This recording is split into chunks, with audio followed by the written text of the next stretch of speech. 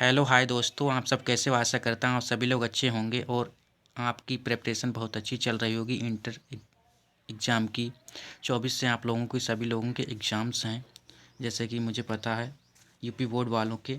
मैं UP board का previous paper 2020 का इंटर का इंग्लिश का पेपर लेके आया हूँ। मैं आप लोगों को बताऊँगा किस टाइप के क्वेश्चंस आते हैं, कैसे क्वेश्चन को अटेम्प्ट किया जाता है। मैंने पहले 22 तारीख को कल प्रीवियस पेपर का हिंदी का वीडियो एक अपलोड कर चुका हूँ। पूरे पेपर का एनालिसिस बताया किस टाइप के क्वेश्चंस आते हैं और मैंने ऑब्जेक्टिव टाइप के आंसर भी बताए हैं हिंदी के। तो आप प्ले लिस्ट में जाके मेरा वीडियो देख सकते हैं। ये मेरा this is my second video English का मैं बना रहा हूँ। इसमें आप लोगों को मैं बताऊँगा प्रीवियस क्वेश्चन किस टाइप के क्वेश्चंस आते हैं, इंग्लिश के क्वेश्चन कैसे अटैम्प्ट किए जाते हैं। वीडियो को विदाउट स्किप किए वीडियो पूरा देखें, तभी आपको समझ में आएगा किस टाइप के क्वेश्चंस आते हैं 2020 में। 2020 में किस टाइप के क्वेश्चंस आए हैं। रिपीट भी क्वेश्चन होते हैं इंग्लिश हिंदी के, मैक्सिमम क्वेश्चन रिपीटेड होते हैं दोस्तों। मैं वीडियो को स्टार्ट करता हूँ। So let start video. After give exam, आप वीडियो को ज़रूर देखें।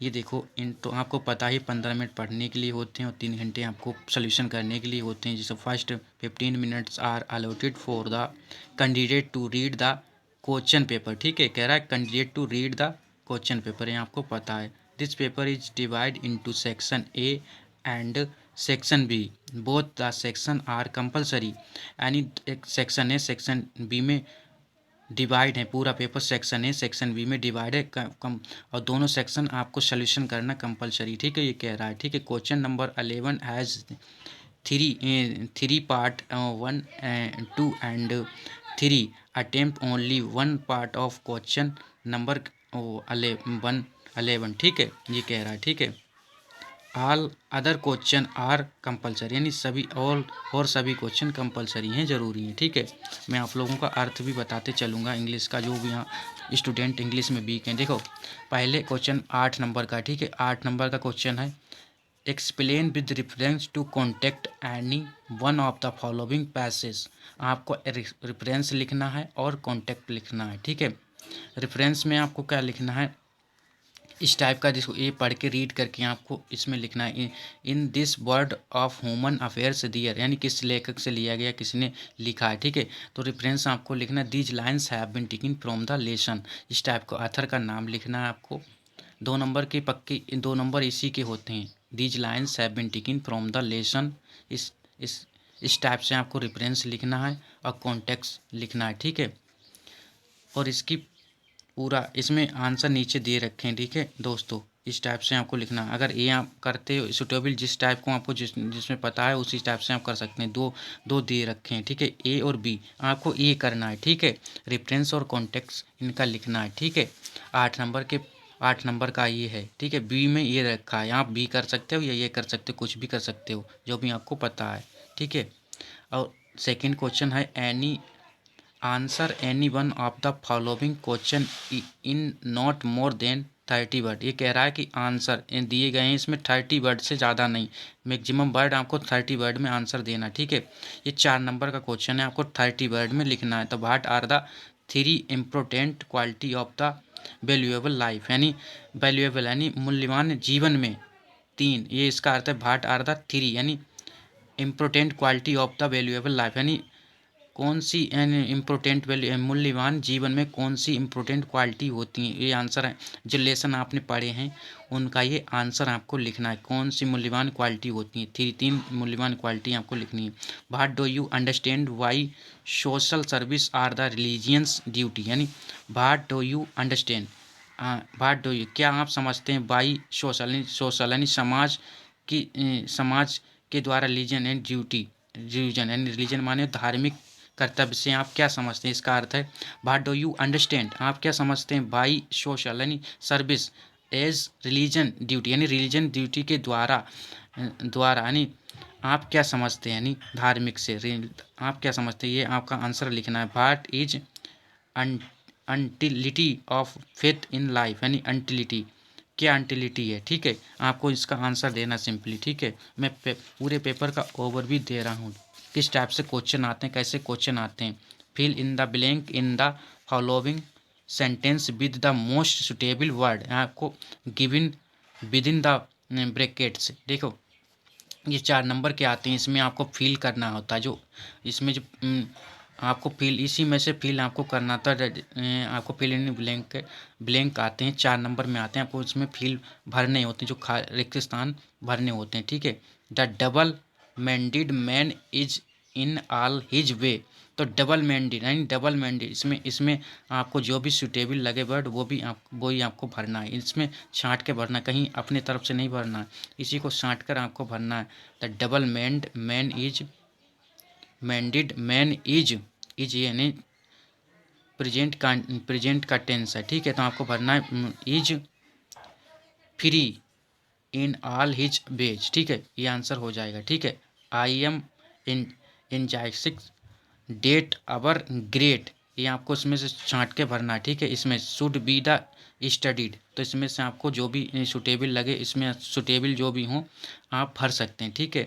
Hindu civilisation will be believe, इसमें से आपको भरना Hindu civilisation will be believe retain its quantity, इसमें रिटिन होगा, जहाँ तक है एग्जैक्ट मुझे याद नहीं दोस्तों, रिटिन इसमें भरा जाएगा, यानी वापस हो रही है Hindu civilisation maintain it retain, maintain retain its quantity, ठीक है। इसमें retain I can not kill you but I can you, I can, इसमें भरा जाए रिप्लेस रिड्यूस रिप्राइव रिटेन, ठीक है। I can not kill you but I can you replace, ठीक है, रिप्लेस भरा जाएगा इसमें, ठीक है दोस्तों। Answer any one of the following question in about 75 words, यानी आंसर दे रखा एनी वन, किसी एक का आंसर, इसमें देखो 8 नंबर का एनी वन माने होता है दोस्तों किसी, यानी इसमें देखो ए बी दो आंसर दे रखे हैं, इसमें आपको एक आंसर लिखना है, ठीक है, एक आंसर लिखना, 8 नंबर आपको मिल जाएंगे। ये ध्यान रखना, any answer any one of the following question in about 75 word, ये कह रहा है कि 75 यानी 75 शब्दों में 2 में से किसी एक का आंसर लिखिए, ठीक है दोस्तों, ये कहना चाहता हूँ। डिस्क्राइब द कैरेक्टर ऑफ सिक्लोक, ठीक है। Portia is the most beautiful drown, ठीक है। Character of the Shakespeare of the describe, यानी शेक्सपियर या सिक्लोक का करेक्टर लिखना है, ठीक है, 2 में से एक लिखना, आपको 8 नंबर इजीली मिल जाएंगे। Answer any 2 of the following question in about 30 words, यानी 30 वर्ड में 30 वर्ड में आपको 3 में से किसी 2 का आंसर लिखना है, आपको 8 नंबर मिल जाएंगे। 2 आंसर अगर आप लिख देंगे तो आपको 8 नंबर इजीली मिल जाएंगे। Why did the astrologers leave the village, astrologer, इस पे आंसर आप लिख सकते हैं। Describe the quality of the Gyan Babu wife that you like most in the story a special experience, इनका एक्सपीरियंस आपको लिखना है। डिस्क्राइब 3 में से आप 2 लिखते हैं तो आपको 8 नंबर मिल जाएंगे, ठीक है दोस्तों। ये आपको लिखना explain with reference to the context any one of the following, ठीक है, करेक्टर्स एक्सटार्स एक्सट्रैक्ट्स, ठीक है, इनको आपको लिखना है, रेफरेंस लिखना है, ठीक है दोस्तों। ये वो गद्य में था, ये पद्य में, ठीक है दोस्तों। His state is the kingly, ठीक है, thousand it the his building speed and post over land and ocean without rest they also serve who only stand and, इनका आप किस पार्ट से लिया गया है उसी तरह से आपको लिखना है, किस लेसन से लिया गया है आपको ये पहले पता होना चाहिए, और इसके अथर का नाम लिखना होगा। फर्स्ट ऑफ ऑल पहले ये ज़रूरी होता है दोस्तों, ठीक है दोस्तों। ये और में है यानी अथवा में, ये कर सकते हो या वो कर सकते हैं, ठीक है दोस्तों। Give the central idea of one of the following poem, यानी गिव, इसमें दी गई सेंट्रल आइडिया दी, इसमें एक आपको एक पोइम लिखनी, सेंट्रल आइडिया ये एक की लिखनी। Character of the happy life element, इसकी पोइम लिखनी 6 नंबर में आती है, ठीक है दोस्तों। इसमें एक लिखनी है, ठीक है। Give the central idea of the one of the following poem, यानी इसमें से एक लिखनी है, ठीक है। Right the define of any one of the following figure of speech with 2 example, आपको फिगर ऑफ स्पीच लिखने, बिग यानी 2 एग्जाम्पल इनके देने। मेटाफोर मेटाफोर लिख सकते हैं, पर्सोनिफिकेशन की लिख सकते हैं, एक्समोरन की लिख सकते हैं। इसमें 3 में से आपको एक लिखनी, 2 एग्जाम्पल देने, 4 नंबर आपको मिल जाएंगे। देखो 4 नंबर हैं, ठीक है दोस्तों। 2 नंबर एग्जाम्पल के होते हैं, 2 नंबर आपको लिखने के होते हैं।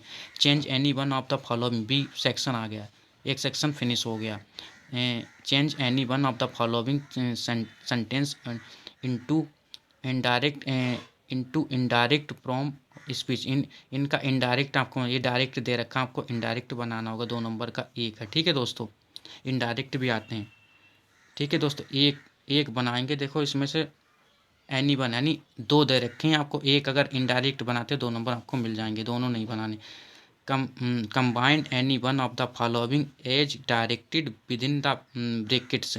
ये डायरेक्ट दिए हैं आपको, see head the new see finited, यानी combined any one of the following as the directed within the brackets. Direct दिए हैं ब्रैकेट में दिए, इनका इनडायरेक्ट करना है, ठीक है दोस्त। ठीक है, तो ब्रैकेट में दिए हैं इनडायरेक्ट, आपको सिंपली करना है, इनडायरेक्ट बनाना है। He is very proper, he can not buy a scooters. ये आपको into one complex sentence, complex में बनाना है, ठीक है दोस्तों। 50 नंबर की ग्रामर आती है इसमें, ग्रामर सेक्शन बी में आती है 50 नंबर, 50 नंबर सेक्शन ए में आते हैं, ठीक है। ये इनका ट्रांसफ़र एनी, इसमें CABC करके दिए रखे हैं, इसमें आपको ये करना है।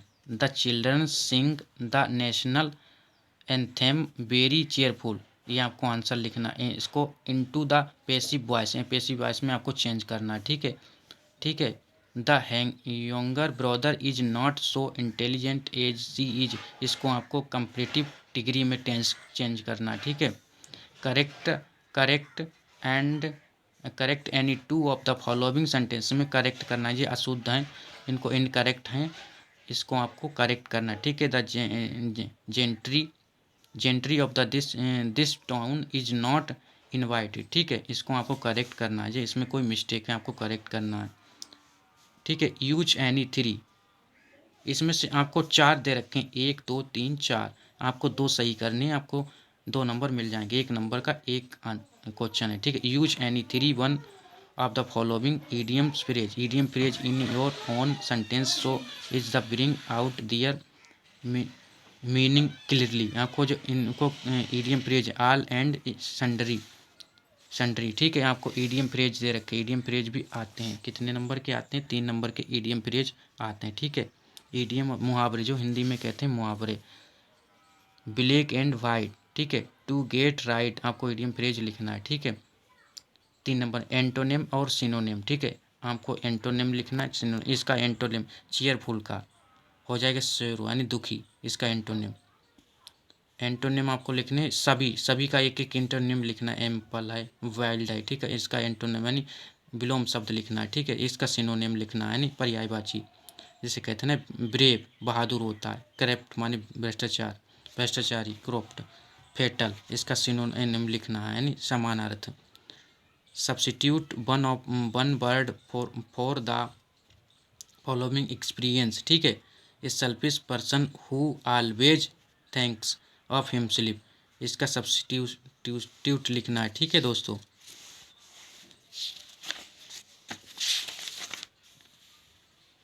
Use the following word in sentence of your own so as the to bring out the difference in their meaning clearly, इसका डिफरेंट निकालना है, ठीक है, डिफरेंस, ठीक है दोस्तों।